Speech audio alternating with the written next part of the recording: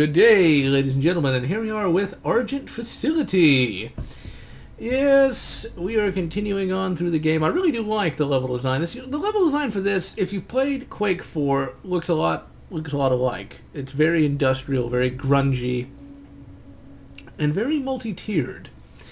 And it looks damn good. I mean, the Intech 5 engine, which I think is what this is running on, or it could be Intech 6, because I think like the Intech 5 engine didn't get very popular. At least I don't think it did.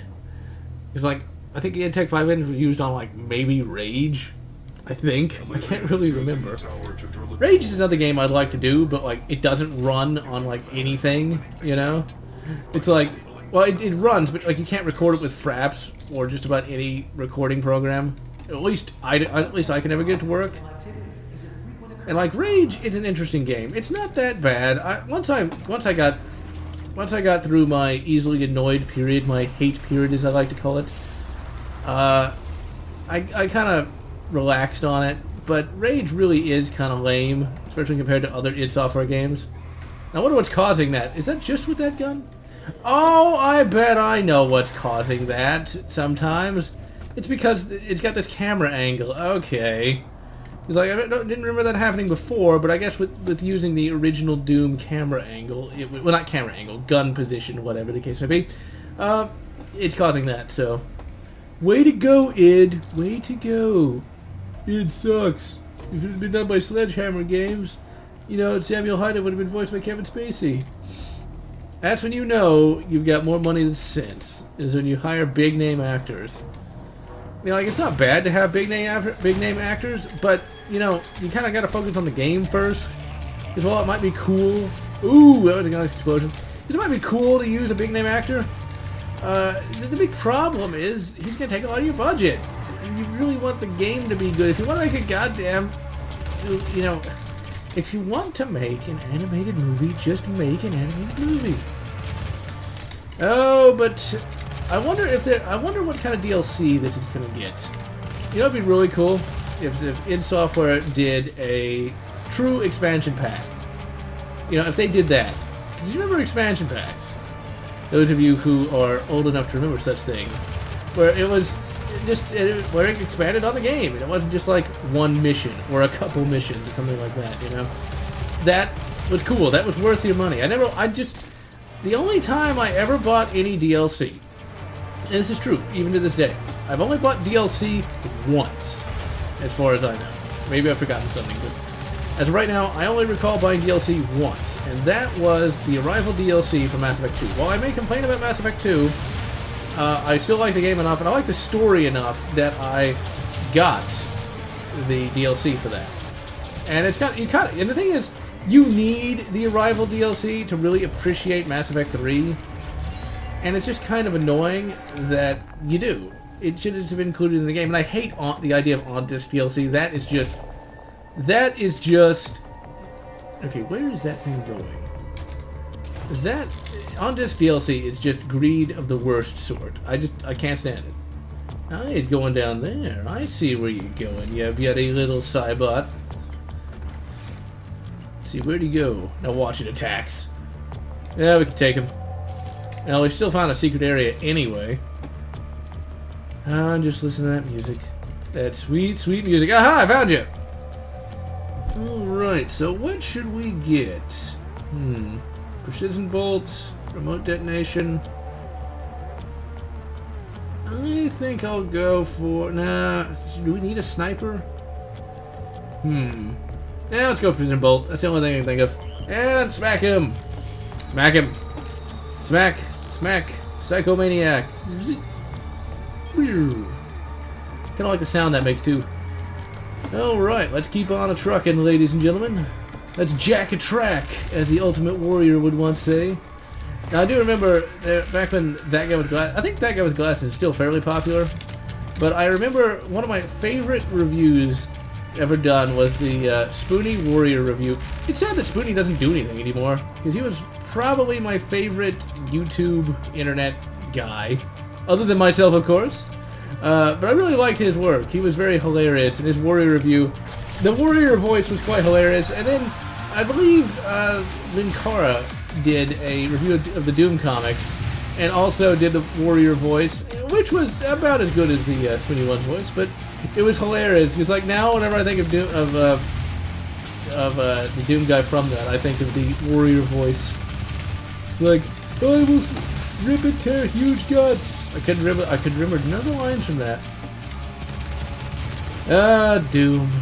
It's just so beautiful indeed. The slaughter is wonderful. Blood for the blood god. Skulls for the skull of bone. Or is it milk for the cornflakes? I don't know. I really like cornflakes in real life. They're just not very... The thing about cereal is like that shit never filled me up anyway. And like if it's not sweet, then what's the point? You know, I'll just fucking eat fucking bread. Oh, he has no head. It's so much toxic masculinity. It's not even funny. Well, that's gonna make Anita Sarkeesian mad, isn't it? Oh, but you know what would have been interesting is if Doom had been an early third-person shooter. Can you imagine that? Oh, this is the most infamous part, or famous, because it's not bad. It's like you have to remove something, and you got to be careful with it, and well, that's one way to remove it. And that hell juice gunk in there just kind of reminds me of, well, we'll smack him through the wall. Why not? Doom guy can violate space and time, well, by punching it. You know, I'd rather not think of what Doom guy can violate. That's that goes beyond the boundaries of this YouTube channel. But yeah, it's interesting if Doom had been a third-person shooter. I wonder, or if Doom had just been an Aliens game, it would have been like the greatest Aliens game of all time, would it not? In many respects, it isn't anywhere close. I was going to say, in many respects, it kind of is, but it really isn't, because Aliens is about fighting xenomorphs and corporate greed. Which, we do need a game that kind of fights corporate greed. Because, like, okay, would you really be surprised if some corporation of some description came out with, like, hell juice as a new power source and required human sacrifices? You know they do it. You know they do it. And I'm not some sort of Marxist who thinks that we shouldn't have personal property and total government control, but you still know they do it. It's like, I don't know, politics, man. It's just the way it goes. Now, theoretically, we should eventually stumble over a secret where we find one of those old Doom levels. I never found one. Like, I literally never found one when I first played the game, and I actually did look a little bit, and I never could find it. That's one thing about not Return to Castle. What was that game? Wolfenstein New Order, that's the one. Wolfenstein New Order did get an expansion pack. Yeah, Old Blood. I have that. I haven't played it yet, though. So maybe we will get some sort of Doom. Like, you know what they could do? And I think it would be kind of cool. And I know they won't do it, because nobody ever listens to me. But think about this a moment, ladies and gentlemen. What if the expansion pack for this game was like something on Earth? Like a Hell on Earth teaser of some description. Wouldn't that be cool? Because like I still would like to see a Hell on Earth game. That's what Doom 4 I think was supposed to be, but it was just yet another remake. That's the only problem though. They're remaking everything. It's like we already had a remake of Doom. It was fucking Doom 3. Kick him! Ah, damn it, he escaped. Like Doom 3 was supposed to be the remake. Could this not have been a sequel? But then again, it's like, well, they might not know Doom. They can read Wikipedia. It's not that hard. Or maybe they can't, because Wikipedia's not cool, I guess. It's like, you can't... Why must I read a book? Okay, so I think we got a smash. Hit Hulk smash. Actually, no, we gotta go out here. Okay. Now I'm remembering where we're supposed to go. Trying to vary up the weapons a little bit, since we just kind of use the 12-gauge shotty, which... In this game, like in real life, is, well, one of the best guns you can get. Because it just works really well. This buckshot is not a bad type of shotgun shot to use. Shotguns are much more accurate than they appear in video games. In fact, you can really surprise people when you say, yeah, you can be accurate with a shotgun out to 50 yards. Why are you running? Why are you running? Because a 12-gauge shotgun, out of a fairly short barrel, like, say, a 20-inch barrel, is accurate out to about 50 yards. So yeah, they're not... Now, that's not using, like, a buckshot or anything like that. That's using a rifled slug. But you don't have to have a rifled barrel to use a rifled slug. Eat grenade! I forget what that's supposed to do, though. Let's see, let me get my rocket out and introduce him to the error of his ways. Or maybe I'll just miss terribly, as is my wont to do. Yeah, like, a rifled slug is pretty accurate, actually. And really, a shotgun just does so well.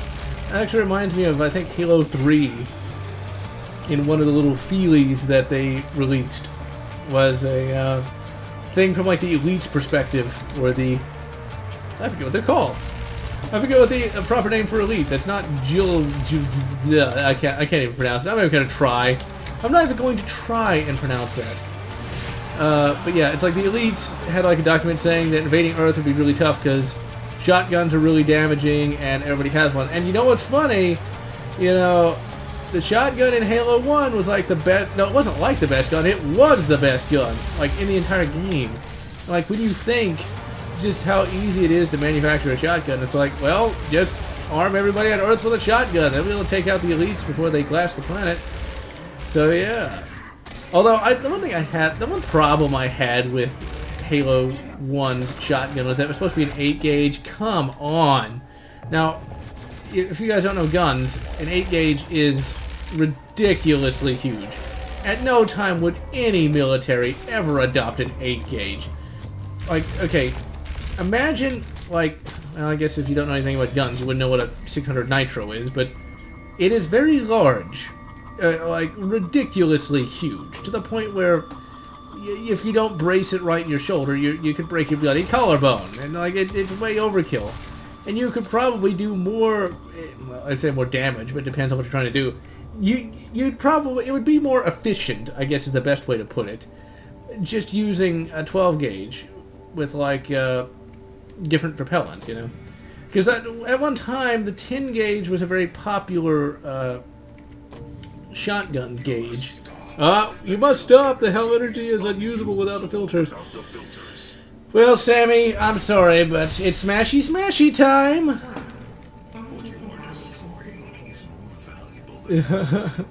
Well, you know what? He might be right, but Doom Guy don't care. Okay? It's like just, if you need it, rebuild it again, and then when hell escapes, I'll come back and do some smashy smashy time.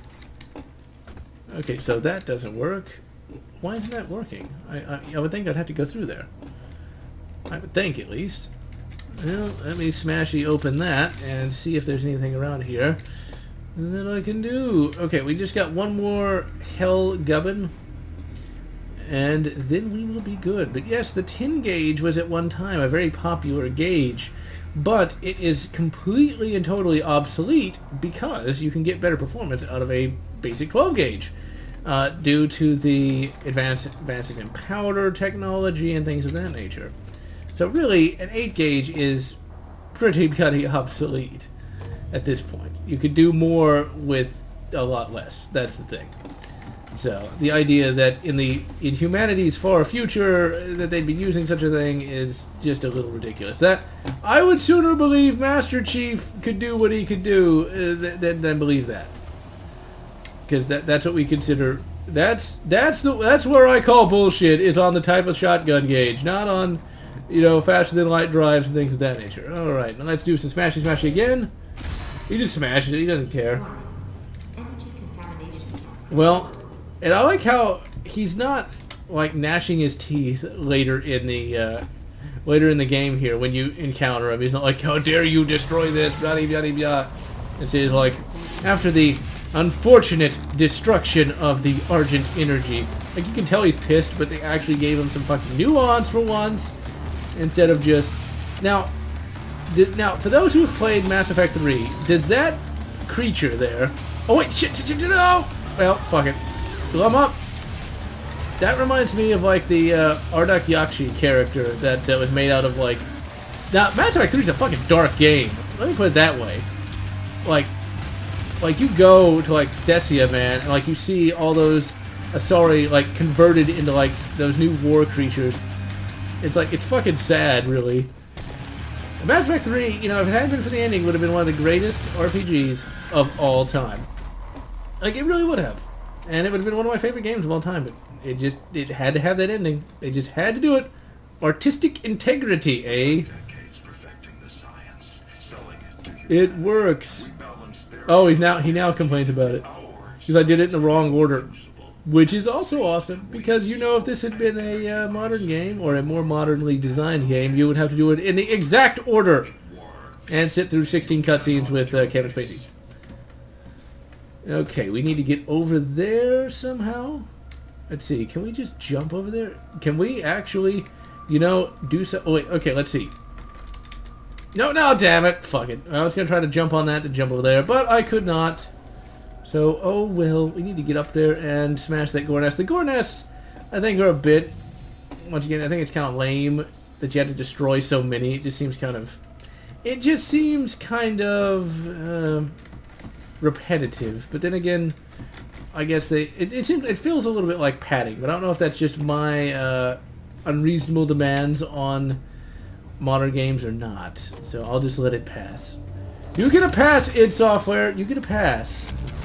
Oh, that heals me. I forgot. Okay, so that's not a bad grenade to use, actually. Not that I really need that much healing. Because I am just kicking and ripping and tearing everything up. And the only thing here's a minor nitpick. A nit that shall be picked is that you can't see your feet. What the hell's with that? I can fucking see my feet in Fear 3. And Fear. Ooh. And there goes BFG Division. And we shall smack. The perfect song for this.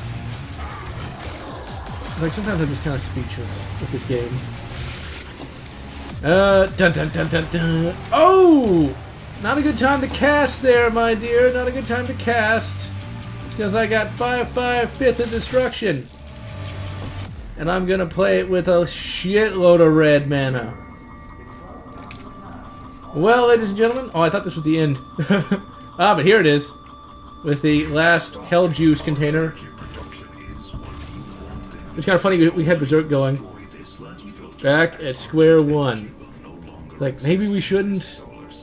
I'll think about it. Well, then again, that could kill everybody. So, fuck and you, mother fucker. And he just tosses it and it explodes. And it fizzles out quite hilariously. Well, I think he had a pretty good idea. He saved all humanity. So instead, why don't we pick up a cheeseburger, french fries, fried chicken, spaghetti. Let's pick up some pizza. Getting kind of hungry. That's it then. There's nothing else to be done. There's nothing else to be done about it. Fucking Doom guy with his smashy nature, but then again, I shouldn't be surprised. Alright, ladies and gentlemen, and that was an amazing level in an amazing game. And I am GeneralLotz, wishing you good Half-Life 1 and good Half-Life 2, or whatever makes you happy.